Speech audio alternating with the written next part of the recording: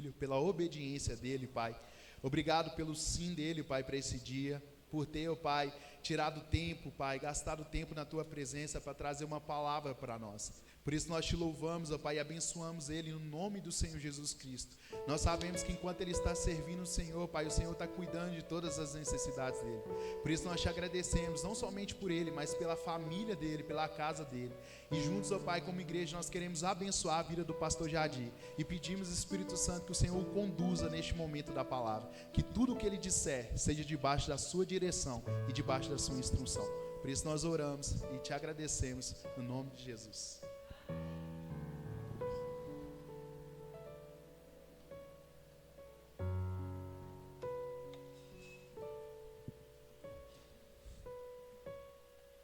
Eu quero agradecer a Deus em primeiro lugar, aos irmãos pelo convite e dizer da minha alegria mais uma vez de poder estar aqui, agora num ambiente muito bonito, muito abençoado, um lugar muito adequado à igreja, arejado. Que Deus possa abençoar muitos irmãos aqui nesse lugar, nesse novo tempo aqui nesse lugar. Eu queria trazer uma palavra para a igreja.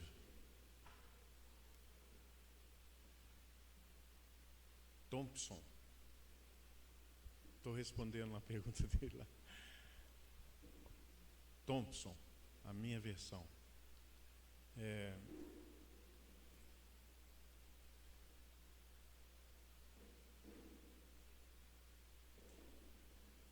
Eu queria, se eu pudesse dar um título para a minha mensagem dessa noite, nos 5 anos da comunidade dos Gideões, eu diria que a igreja não vai falhar. Esse seria o título. A igreja não vai falhar. Alguns dizem assim, a igreja não pode falhar. Eu falo diferente. A igreja não vai falhar. Não vai falhar. Vou explicar por quê. Alguma coisa que eu vá falar aqui nessa noite não é nenhuma novidade. Os irmãos têm o pastor Cogésio aí como líder e ensina a palavra, etc. Então, não é nenhuma novidade. Mas eu quero explicar isso aqui antes de nós abrirmos a Bíblia. Por que a igreja não vai falhar? Não vai. A Bíblia fala do reino de Deus, porque teu é o reino, não tem isso? Porque teu foi cantado aí, ó, não é? De muitas maneiras, o Felipe cantou isso aí agora. Porque teu é o reino. O reino de Deus, irmãos, ele é composto de 3 elementos. Já falei isso aqui em outras oportunidades. O reino de Deus, ele é composto das nações, de Israel e da igreja. Então, lá no Gênesis, lá no começo, eram as nações. Então, depois, Deus olhou e chamou Abraão e falou, não, eu quero uma nação, Israel. Então, as nações, Israel, Deus falou assim, eu quero um povo que me adore. Eu quero um povo diferente do povo das nações. Escolheu uma nação, Israel. E vocês sabem o que Israel fez com Jesus? Israel rejeitou Jesus e o mataram, crucificaram. Então, as nações ficam para trás nesse entendimento do que seja o reino de Deus. Israel fica para trás porque rejeitaram o Senhor. E então entra a igreja como o terceiro elemento. Então ele fala assim, mas a todos quantos o receberam, deu-lhes o poder de serem feitos filhos de Deus. Então a igreja, ela é um misto das nações. Qualquer pessoa do mundo, não é? Qualquer um aceitou e confessou a Jesus, ele vem e se torna igreja. E qualquer judeu que aceitar a Jesus e o confessar, também se torna igreja. Então, irmãos, entenda o que eu estou tentando passar para os irmãos, antes de nós abrirmos a Bíblia. A igreja não vai falhar, porque não tem um quarto elemento. A igreja, lembram quando Elias subiu no monte lá, entrou numa depressão e fugiu e pediu a morte, lembram disso? Entrou numa caverna, então, fugindo de Jezabel, então, o anjo do Senhor chega lá e conversa com ele, e reanima, e falando com ele, e ele fala assim: só eu restei, só eu fiquei, todos abandonaram. O Senhor falou: não é bem assim não. Não é bem assim não. Então, irmãos, a igreja não vai, ela não pode, ela não vai falhar. Por quê? Como disse, não existe no reino de Deus um quarto elemento. Não existe.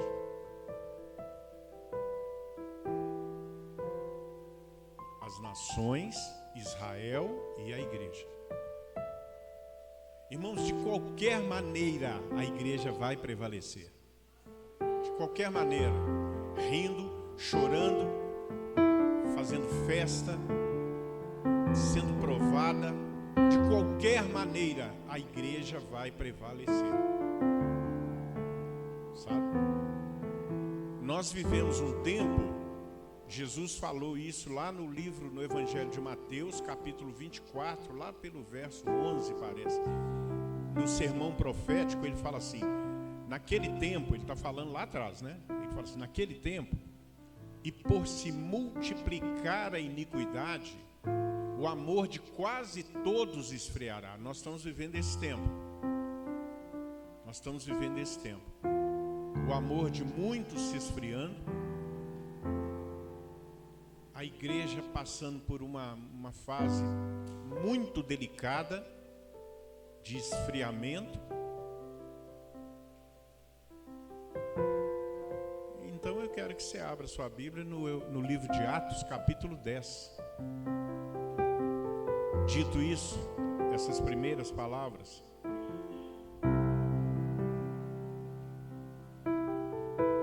Atos capítulo 10. A igreja não vai falhar, porque Deus não tem nada que possa substituir o trabalho da igreja. Não tem. Não tem.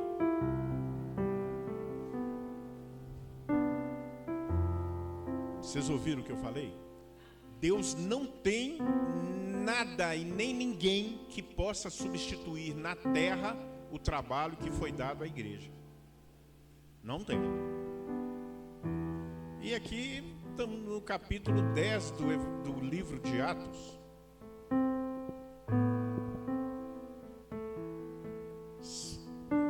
Muito bem.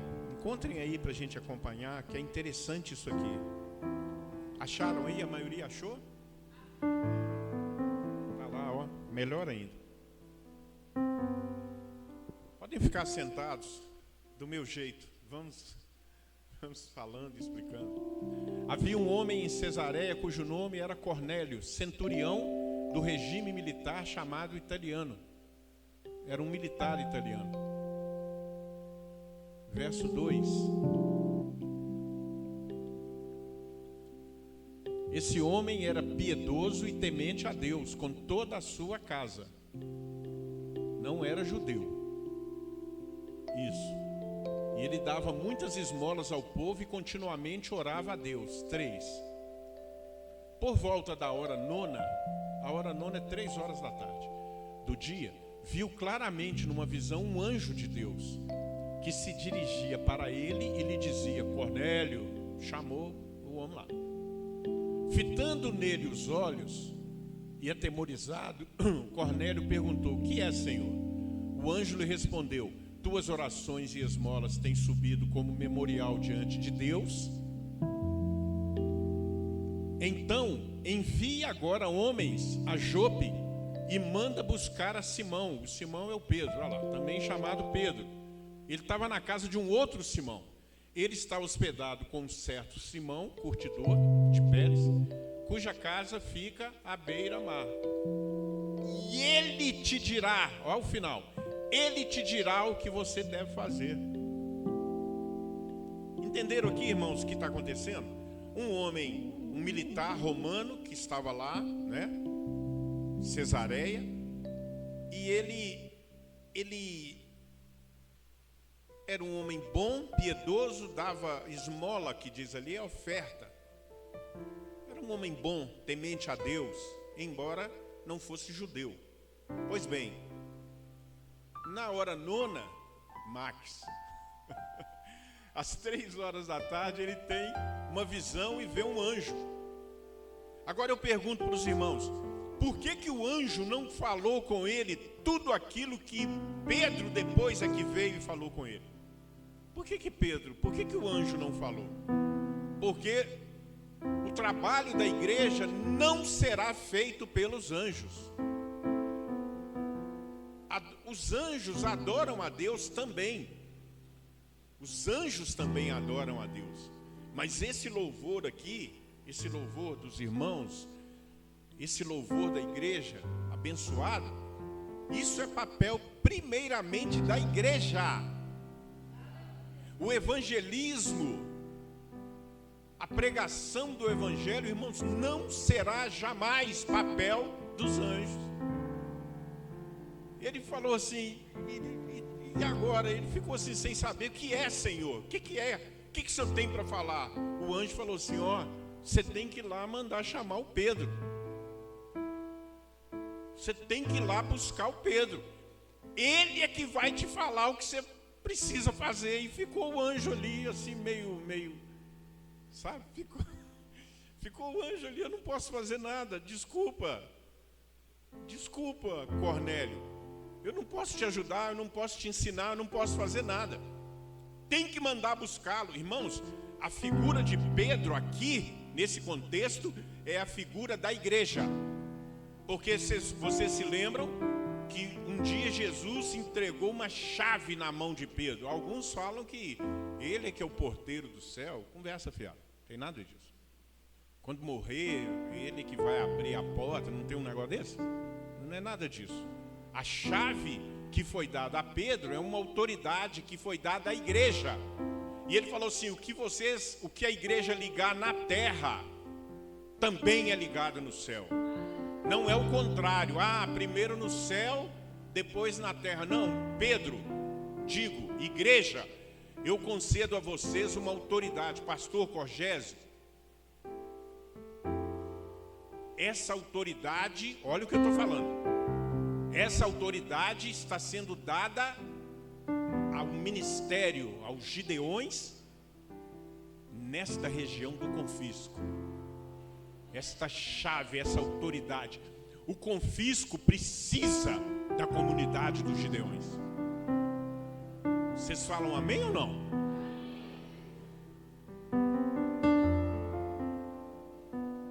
Então ficou o anjo ali sem saber o que fazer. Falou, você tem que chamar Pedro. Ele é que vai falar com você o que você tem que fazer. Aí manda chamar o Pedro. O Pedro estava vivendo aqueles primeiros momentos ali, depois da ressurreição de Jesus. A bênção, a unção, a ressurreição. A Bíblia fala que nesses primeiros momentos até a sombra de Pedro estava curando com João. Então, ele chega na casa lá, não precisa ler o texto, e prega a palavra, e o Espírito Santo cai sobre aquele povo todo, e são batizados com o Espírito Santo, e o papel da igreja é esse, irmãos.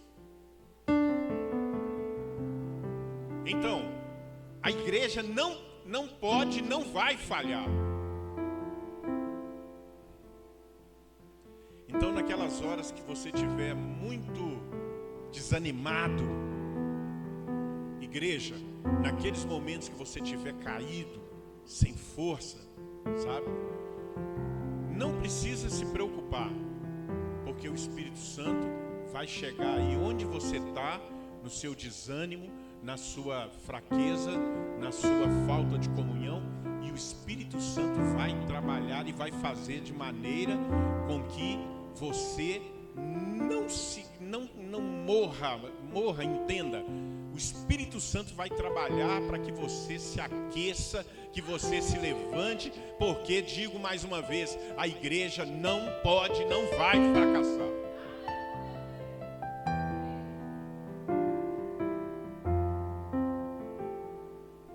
Eu anotei aqui alguns nomes. Eu acho que não dá para ler tudo, para a gente ser rápido. Eu anotei alguns nomes que eu sei que todo mundo conhece a história. De pessoas que disseram assim: eu não vou, eu não quero, eu não dou conta. Sabe como é que é? Não, eu não dou conta, eu não quero, eu não suporto mais, eu não quero mais saber da obra de Deus, eu não consigo, eu não dou conta. E Deus falou: você vai de qualquer maneira. Sabe um, talvez o mais conhecido, que foi parar na barriga de um peixe, você sabe? Conhece a história de Jonas? Deus falou com ele assim: olha, o contexto aqui é da igreja, eu estou falando para a igreja dos Gideões. Então, quando eu estou falando de Jonas, eu estou falando da igreja. A Gideões, a Casa do Pão, que é o meu ministério lá e tal. Deus falou assim: vai para Nínive. Consegue colocar essa imagem lá? Deve ser Jonas, livro de Jonas, deve ser o capítulo 1, né? No início lá. Estou falando assim rapidamente. Deus falou assim: vai para Nínive pregar o evangelho. O Jonas olhou assim e falou assim: eu não quero ir. Eu estou... Pula aí o verso 2, por favor. Levante-se. E Deus falou com Jonas: vá à grande cidade de Nínive e prega contra ela, porque a sua maldade subiu até a minha presença. Sabe? O ministério que Deus falou com Jonas. Lembre-se, Jonas aí é a figura da igreja. Sabe o que o Jonas falou? Pula lá. Jonas se levantou, mas para fugir da presença do Senhor... A entonação foi errada. Jonas se levantou, mas para fugir da presença do Senhor para Tarsis. Então desceu a Jope, encontrou um navio que ia para Tarsis, pagou a passagem, embarcou no navio para ir com eles para Tarsis, para longe da presença do Senhor. Agora eu pergunto para a igreja: é possível fugir da presença de Deus, irmãos? Existe algum lugar na face da terra, debaixo da terra, em que você possa dizer assim: eu vou fugir? Lembra do Salmo 139? Para onde me ausentarei da tua face? Para onde eu fugirei da tua presença? É possível fugir da presença de Deus? Não. Aí a história todo mundo conhece. O navio que ele pegou para ir para Tarsis, Deus mandou uma tempestade, Deus mandou uma coisa lá no mar. O navio começou a afundar, foram jogando tudo para fora, para dentro do mar, para aliviar o peso e tal, e a coisa vai acontecendo, e aquele desespero, e quando foram procurar, o Jonas só dormindo, lá embaixo, lá no porão do navio. Então ele fala assim: me lança no mar, senão esse negócio não vai ficar bonito. Aí lançaram ele no mar, aí o peixe, pau, engoliu Jonas. Eu já contei essa história aqui para os irmãos. A minha sogra mora em Santos. E eventualmente a gente vai lá. Não muito, mas eventualmente nós vamos lá ver a sogra. E ela mora pertinho da praia. E lá naquela Baixada Santista tem um negócio que chama Museu do Mar. Museu do Mar. Irmãos, não sei se eu falo que é um esqueleto, não sei se eu estou falando uma bobagem, um fóssil, né? Um esqueleto, os ossos assim, de umas baleias, uns peixes, que você passa a crer que é verdade o livro de Jonas. Sabe um esqueleto, um fóssil que vai daqui do outro lado da rua, montado aquele peixe, que no teto, que foram pescados ali, naquele mar ali de Santos. Um esqueleto que vai daqui, Gorgés, do outro lado da rua, inacreditável. Só quando você vê que você fala, realmente um peixe foi capaz de engolir Jonas. Porque quando você lê assim, a princípio você fala, isso aí não é mentira. Não é mentira. Pois bem, Jonas é uma figura. Aí ele foi. Aí o peixe, ele orou, pediu perdão a Deus no ventre do peixe, não sei como é que ele estava lá. E o peixe vomitou e ele acabou chegando lá em Nínive e pregou o evangelho. E a cidade se arrependeu e etc, etc, etc. Jonas é um. O segundo nome que eu quero deixar para a igreja como exemplo, um homem chamado Gideão. Gideão, quem está aí na projeção, Juízes 6, verso 11. A Bíblia diz que Israel estava debaixo de uma opressão muito grande dos midianitas, por causa do pecado. O problema é lá, o pecado lá, não é aqui. Pois bem, verso 11, olha lá, irmãos, vamos ler comigo ali. No meio daquela opressão, daquela fome que Israel estava vivendo, o anjo do Senhor, olha, o anjo do Senhor veio e sentou-se debaixo do carvalho que está em Ofra, que pertencia a Joás. Parece que o Joás é o pai de Gideão, está escrito ali. Gideão, filho de Joás, estava malhando trigo no lagar. Irmãos, não se malha trigo no lagar. O lagar é lugar de pisar as uvas. Isso aqui é outro estudo. O lagar é um lugar pequeno, mas ele estava fazendo isso, sabe por quê? Para o esconder dos midianitas. Agora, olha aqui para mim, para me falar uma coisa aqui. O anjo do Senhor, irmãos, está sempre passando. O anjo do Senhor, que é Jesus no Antigo Testamento, quando fala o anjo do Senhor, no Antigo Testamento, ele representa Jesus antes da encarnação. Então eu digo para a igreja, tudo que você faz para o Senhor Jesus está testemunhando. No culto eu levei uma oferta lá, mas o Senhor tem conhecimento disso. Eu fiz uma boa ação, eu ajudei alguém, um vizinho, em casa, no trabalho. O Senhor sabe, porque o anjo do Senhor, ele está sempre passando, olha lá, ele está sempre observando. Então ele sabe da sua obra, das suas boas obras, ele sabe do seu trabalho, da sua fidelidade, ele conhece a sua perseverança, ele está sempre passando. Olha lá o que ele fala com Gideão. O anjo do Senhor lhe apareceu e falou assim: o Senhor é contigo, homem valente. Agora olha o Gideão. Olha a fala do Gideão. Gideão respondeu: ai, meu Senhor, se o Senhor Deus está conosco, por que nos aconteceu tudo isso, etc. E começou a reclamar. Verso 14.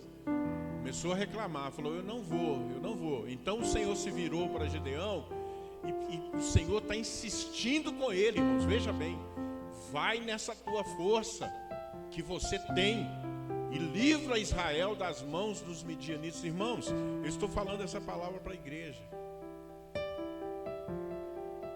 Para a igreja dos Gideões. O Senhor está entregando a vocês nesse novo local, diante de uma praça enorme aqui, não é? O Senhor está entregando, o Senhor está falando assim: vai nessa tua força, prega o evangelho com coragem, adora a Deus como foi feito aqui nessa noite de uma maneira brilhante. Vai nessa tua força, Gideão.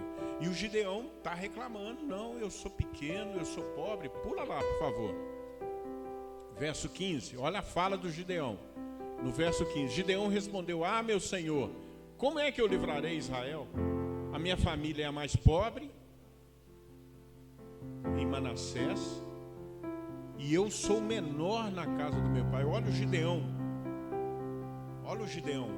apresentando as suas justificativas. Não, eu não vou livrar Israel, eu não quero fazer, eu não posso, eu sou fraco, eu sou pequeno.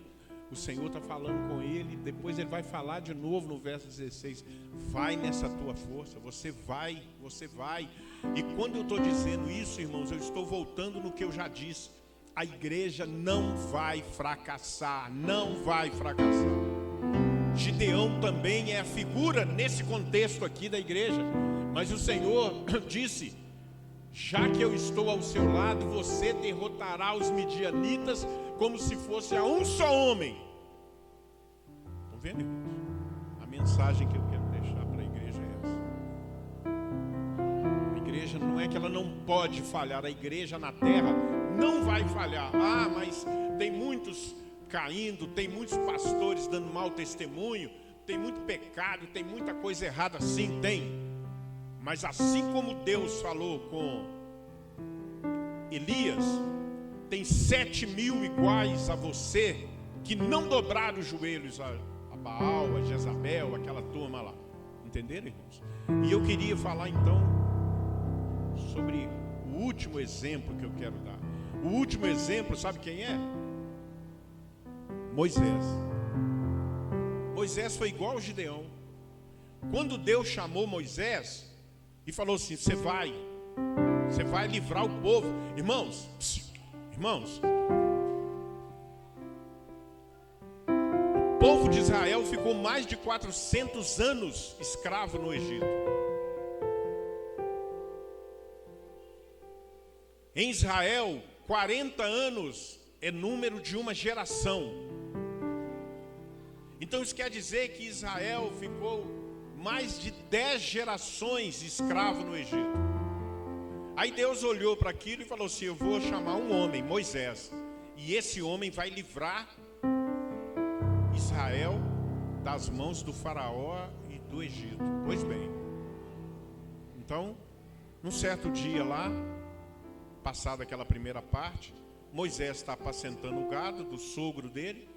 Quando ele olha, ele viu um arbusto, uma sarça pegando fogo. Todo mundo, eu creio que sabe a história. E ele olhou para aquele arbusto pegando fogo, a sarça, e olhou e foi para lá. Daí um tempo, sabe, Wendel? Daí uma meia hora ele voltou lá, virou. Quando olhou, o negócio está queimando ainda, não apagou não. Ele falou: que negócio é esse? A sarça não se consumia, estava queimando. Ele falou assim: uai, como é que é isso? Aí o Senhor apareceu para ele, como apareceu para Jonas, como apareceu para Gideão, e falou assim: você vai livrar Israel das mãos do faraó. Aí começou Moisés a mesma: eu não posso, eu não dou conta. Êxodo 4, a pessoa está em cima, né?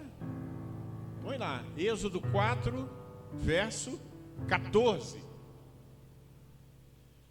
Moisés está chorando, Moisés está reclamando: eles não vão acreditar em mim, o faraó não vai crer que o Senhor está me mandando, o próprio povo judeu não vai crer. E Deus já estava falando com ele antes, desde o capítulo 4, verso 1 ou 2, o Senhor já está falando com ele: você vai, vocês vão prevalecer, vocês vão prosperar nesse lugar, vocês vão encher esse lugar aqui. Deus já preparou um mezanino lá em cima, tem muito espaço, vocês vão prevalecer. Deus está encorajando Moisés: você vai, como encorajou a Gideão do mesmo jeito, vai nessa tua força. Aí Moisés falou assim: eu sou gago, eu não sei falar, eu não posso, eu não vou, ninguém vai acreditar. Quando chega no verso 14, Deus encheu daquela fala. a ira do Senhor se acendeu contra Moisés. Olha lá. Chegou ao ponto de Deus se irou contra Moisés e falou assim: você vai.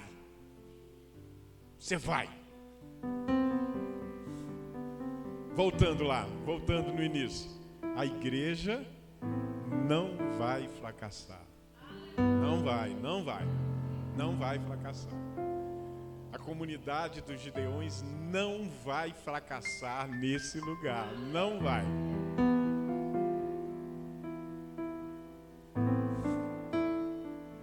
Não vai. O mundo vai de mal a pior. Irmãos, o mundo vai de mal a pior.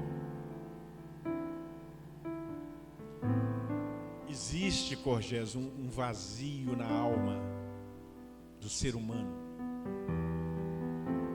Estou falando alguma coisa estranha aqui? Estou falando alguma coisa estranha? Existe um vazio na alma do ser humano e ele tenta preencher esse vazio de tudo quanto é jeito. Sempre foi assim. E uma coisa que eu observo muito, a gente sempre compartilha isso, sempre que a gente está junto. Alguém precisa me falar as horas, que eu tô meio aqui num voo cegos, sem saber das horas. 9, 16. Vou terminar. Vou deixar uma metade para outra vez. Uma coisa que eu observo. Eu moro aqui na região, aqui, indo em direção ao Nacional. E a minha igreja é no Padre Eustáquio, Igreja Evangélica Casa do Pão. E normalmente nos dias de culto, que é quarta à noite tem um estudo bíblico, sexta à noite tem uma reunião de oração e domingo. Nesse trajeto, eu fico observando uma coisa. Qualquer dia da semana, os bares, os botecos, os restaurantes, irmãos, qualquer dia da semana, qualquer dia. Aquilo que até então era uma coisa assim de sexta-feira à noite, ou sábado, ou no quinto dia útil, as pessoas estão comendo, as pessoas estão bebendo, as pessoas estão procurando alguma coisa que possa preencher o vazio da alma. Não que seja errado comer e beber, claro que não. Mas eu vejo a sociedade moderna buscando algo para encher a alma, para preencher a alma. A palavra de Deus diz assim em Mateus 24, acho que é o verso 11. Jesus falou assim: naquele tempo, e por se multiplicar a iniquidade, o amor de quase todos esfriará. Nós estamos vivendo esse tempo. Jesus falou isso, o apóstolo Paulo falou isso. E nesse contexto, irmãos, está a igreja. Nesse contexto da multiplicação da iniquidade, está a igreja.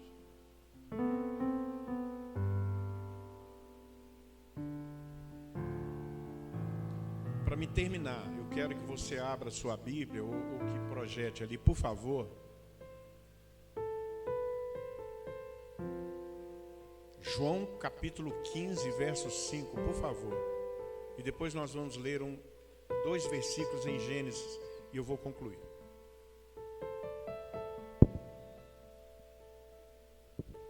Primeiro nós vamos ler João 15, verso 5.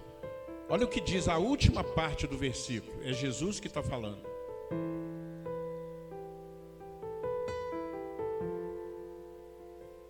Porque sem mim, nada. Sabe o que quer dizer nada? Nada.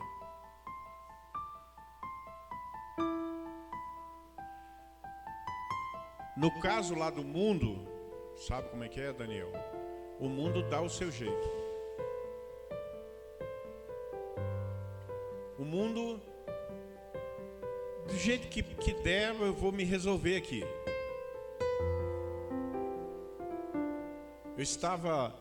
Eu levei a Estela na escola e voltei. A aula é 7 horas. Eu saía de casa com a Estela e com a Ana. Ela estava no 2º grau. E eu saí para levar a Ana Clara para a escola, com a Estela. Deixei elas lá na escola e voltei para casa. Cheguei em casa ali, por volta assim de 7 e pouco da manhã. E tinha um pessoal tomando café na padaria. Eu passei lá para comprar um café, sabe, um pão. Isso já tem um tempo, a Ana já formou, já terminou. E eu passei lá na padaria com a Jesus. E eu estava assim, tomando um café lá. E eu vi 2 homens assim, jovens, igual esses jovens assim, ó, jovem, 2, conversando. E eu estava tomando café, mas não tem jeito, eu tenho ouvido, né? Eu tenho um orelhão aqui, eu estava escutando, mas não porque eu estava interessado na conversa. Eu estou falando do mundo, estou explicando essa frase aí, ó. Falou assim, aí um falou assim, eu estou sem dinheiro, eu estou no aperto, eu não sei como é que eu faço. Eu estou lá tomando meu café e captando o áudio.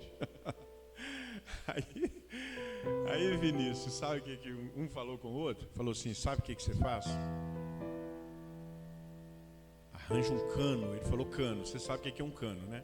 Arranja um cano aí e dá uns pulão aí que você vai arrumar seu dinheiro. Aí eu já até encolhi assim. Aí o que aconselhou para ele, puxou a blusa, assim, levantou a blusa, ele estava armado. Um jovem, assim, com a arma assim na cintura, e falou assim, ó, eu tô com uma aqui, e os 2 conversando assim do meu lado. E eu falei, meu Deus, tem misericórdia. Paguei meu café e sumi dali. Então, o mundo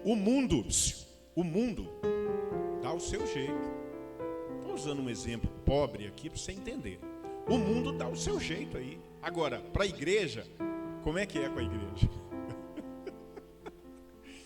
A igreja, entenderam? Sem mim, o crente, se partir para um negócio desse que eu estou falando aqui, a polícia prende ele e vira um escândalo, porque não pode, o crente não pode, não deve, vou falar não deve, melhor, né? O crente não deve. No caso da igreja, Jesus está mandando eles ir pregar o evangelho. Quando eles estão saindo assim, Jesus falou, oi, Pedro, Tiago. Ele falou assim, eles pararam assim, Jesus falou assim, lembrem-se, sem mim, nada podeis fazer. Como é que a igreja vai prevalecer com ele? Agora, para terminar, o último texto, o último verso, Gênesis 48, 5, 6 e 7. É o último. E eu vou entregar a palavra para o pastor. Gênesis 48. Não é isso não. Espera aí, acho que eu falei errado.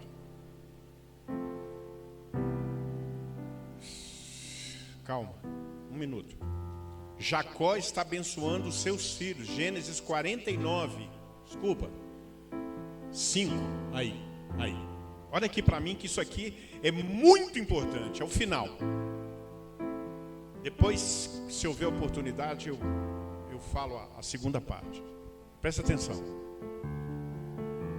Jacó teve 12 filhos, que são as 12 tribos. E quando Jacó está morrendo, ele morreu, ele abençoou os filhos e morreu. Ele entregou uma palavra que foi uma palavra profética para cada um deles. Dentre os seus filhos está um chamado Levi, que daí vieram os levitas, os sacerdotes. Olha aqui para mim, fica comigo aqui um minuto, que eu vou terminar agora. Quem são os levitas? quem eram os levitas lá e quem são os levitas. Alguém diz assim, o levita é o que canta, o que toca, mais ou menos.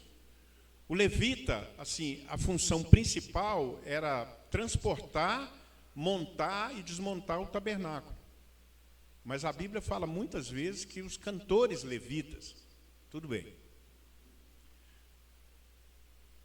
Você pensa assim, os levitas, eles só ficavam cantando, ficavam aqui no altar, o grupo tocando, aquela coisa. Não, irmãos, é muito mais sério do que isso.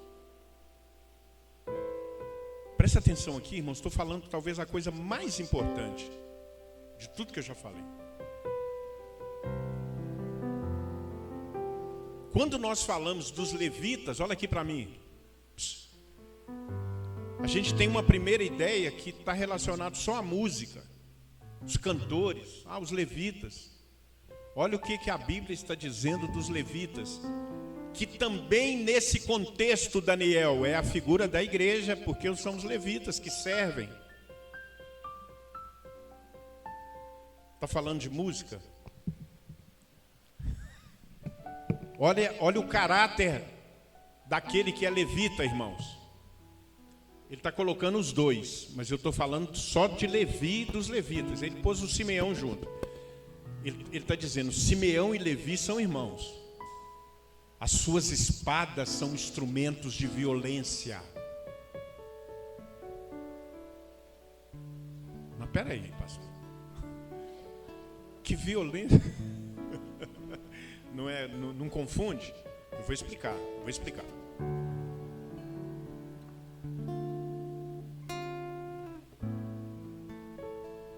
Essa violência é violência do marido com a mulher? Vocês acham que é? Essa violência que ele está falando é violência. Que violência é essa? Que violência é essa? O que vocês me falam?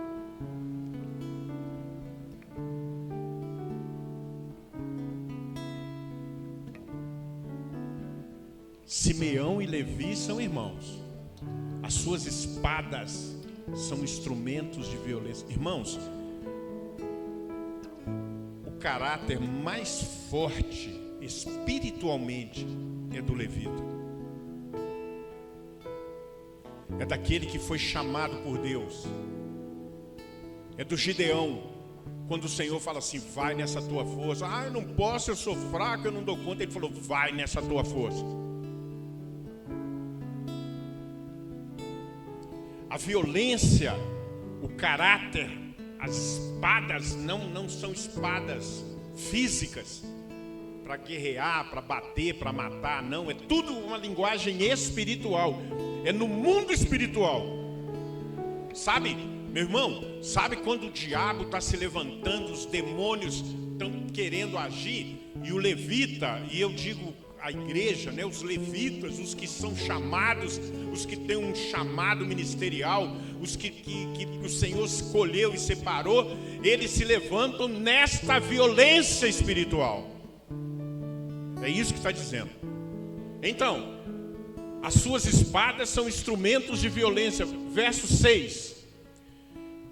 O Jacó está falando assim, que a minha alma não entre no conselho deles, que a minha glória não participe do seu agrupamento, porque no seu furor mataram homens e na sua vontade perversa mutilaram todos. Irmãos, tem que entender isso aqui espiritualmente.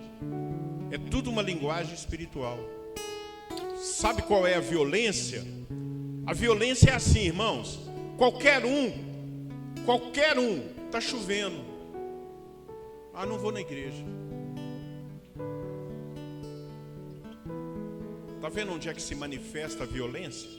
A violência não é uma violência física, a violência é assim. Eu tenho um chamado.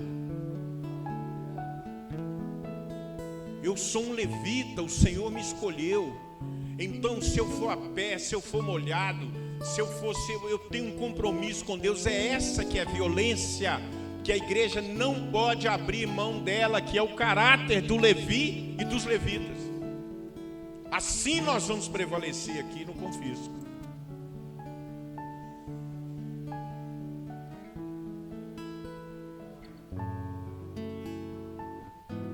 negócio ficou sério, não ficou? Lembram quando Jesus estava dando o testemunho de João Batista? Ele falou assim: o que vocês vieram ver no deserto? Uma cana agitada pelo vento? O que vocês vieram ver no deserto? Um homem vestido com seda?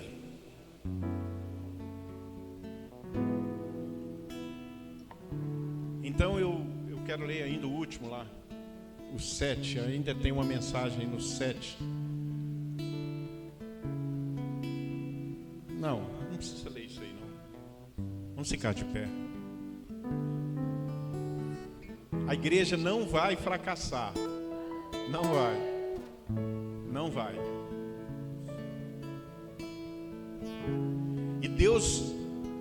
E Deus ainda tem um negócio pior para falar dos levitas. Meu Deus do céu.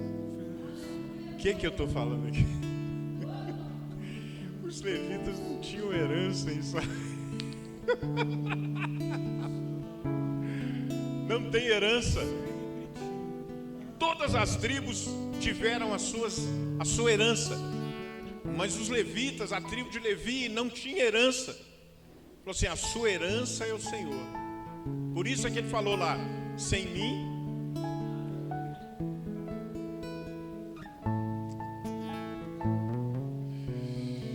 difícil, não é a palavra? O outro pode fazer de qualquer maneira, mas aquele que é chamado a igreja, a noiva de Cristo, é diferente. Ela não vai fracassar. E eu digo que cada um tome essa posição, cada um, junto com o pastor, com a Rogério, sua esposa, seus ministros, todos, que cada um tome essa postura e, e tome posse desse lugar espiritual. Estou falando do lugar espiritual. Que a comunidade dos Gideões tome posse desse lugar espiritual que foi dado aos irmãos. Nessa postura que eu tenho pregado aqui desde o começo. Um lugar espiritual foi dado aos irmãos. Então, com fé, com coragem, com valentia, com determinação, que a igreja dos Gideões tomem posse desse lugar espiritual, em nome de Jesus. Obrigado pela oportunidade.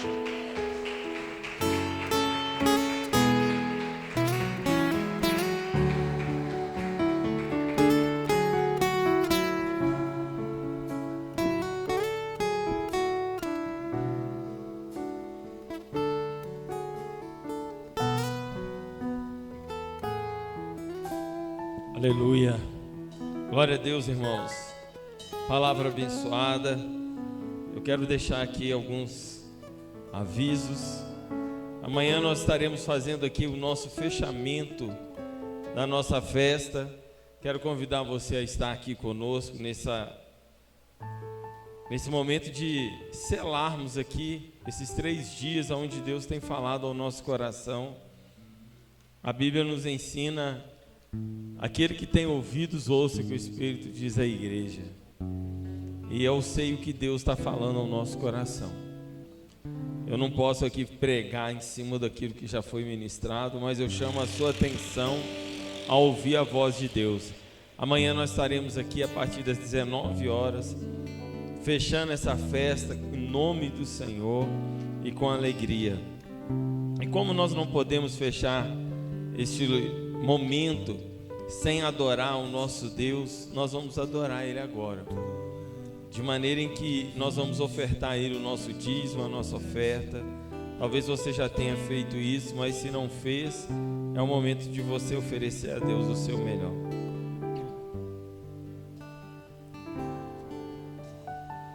Aleluia, Deus. Eu quero te oferecer, Deus, agora o momento do ofertório, os dízimos, as ofertas. Quero declarar aqui ao Senhor, meu Pai, que tudo está sendo consagrado ao Senhor nessa noite. Muitos de nós aqui ofertamos ontem, outros de ontem, Mas o Senhor agora, ó Pai, receba aqueles que nessa oportunidade querem te oferecer.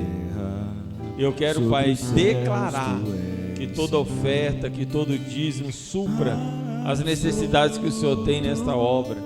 E eu declaro aqui, ó Pai, consagrados ao Senhor em nome de Jesus. E acontece, tu sabes muito bem, tu és tremendo, Mas apesar dessa glória que tens, tu te importas comigo também. E esse amor tão grande eleva-me a amar-me a ti. Tu és tremendo, e apesar dessa glória que tens,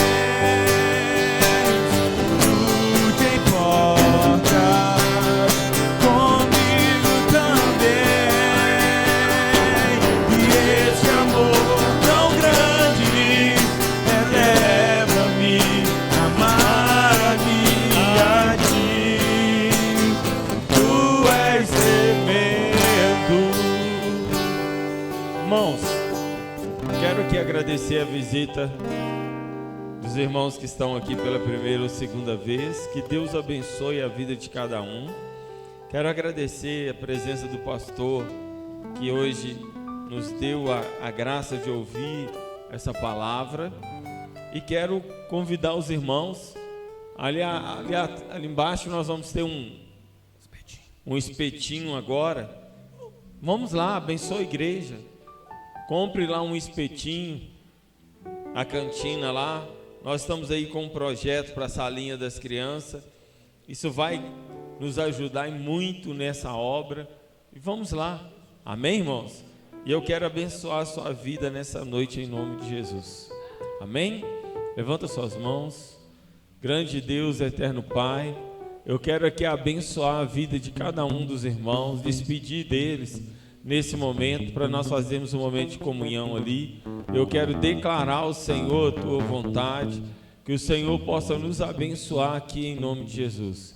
Que o amor de Deus Pai, a graça do Deus Filho, a paz e a comunhão seja com todos, não só hoje, mas para sempre. Amém. Que Deus abençoe em nome de Jesus.